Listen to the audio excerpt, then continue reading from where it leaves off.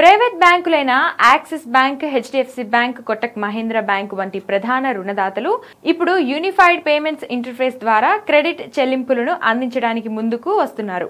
UPI ద్వారా credit లావాదేవీల కోసం బ్యాంకులు ఇప్పటికే తమ కస్టమర్లకు రూపే క్రెడిట్ కార్డును అందిస్తున్నప్పటికీ వారు ఇప్పుడు credit line on UPI feature ని ప్రారంభించడానికి సిద్ధంగా ఉన్నారు.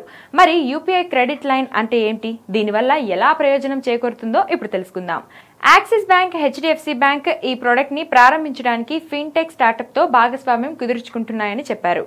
Navy, super money, salary save వంటి స్టార్టప్లు ఈ ఫీచర్ ని అందించడానికి ఈ బ్యాంకులతో భాగస్వామ్యం కుదుర్చుకుంటున్నాయని బ్యాంకింగ్ రంగ నిపుణులు తెలిపారు. అయితే HDFC bank, axis bank, Kotak Mahindra bank దీనిపై వ్యాఖ్యానించడానికి నిరాకరించాయి.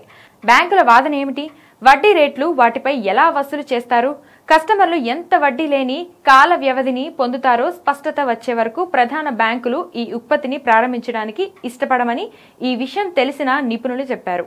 అటువంటి ప్లాట్ఫామ్ పై చిన్న రుణాలను తిరిగి పొందడం చాలా కష్టమని ఒక ప్రైవేట్ రంగ బ్యాంకర్ అన్నారు. బ్యాంకులకు ప్రయోజనం. ఢిల్లీకి చెందిన ఒక చెల్లింపు అప్లికేషన్ ఎగ్జిక్యూటివ్ మాట్లాడుతూ, అనేక బ్యాంకులు చిన్న రుణాలను అందించడం ద్వారా కొత్త కస్టమర్లను ఆకర్షించడానికి దీనిని ఒక మార్గంగా చూస్తున్నాయని అన్నారు. ఇది బ్యాంకులు కొత్త కస్టమర్లను చేరుకోవడానికి, ఈ రుణాలను సకాలంలో తిరిగి చెల్లించే వరకు మంచి కస్టమర్లను నిలుపుకోవడానికి సహాయపడుతుందని ఆయన అన్నారు. యూపీఐ క్రెడిట్ లైన్ అంటే ఏంటి? చాలా సార్లు మీరు అత్యవసరమైన చెల్లింపు చేయాల్సి ఉంటుంది, కానీ మీ బ్యాంక్ ఖాతాలో తగినంత నిధులు లేకపోవడం వల్ల మీరు పేమెంట్ చేయలేరు. యూపీఐ క్రెడిట్ లైన్ సౌకర్యం కింద ఏ యూపీఐ వినియోగదారుడైనా వారి బ్యాంక్ ఖాతాలో డబ్బులు లేకపోయినా యూపీఐ ద్వారా అవసరమైన చెల్లింపు చేయవచ్చు. ఇది మీరు తర్వాత తిరిగి చెల్లించాల్సిన ఒక రకమైన రుణం.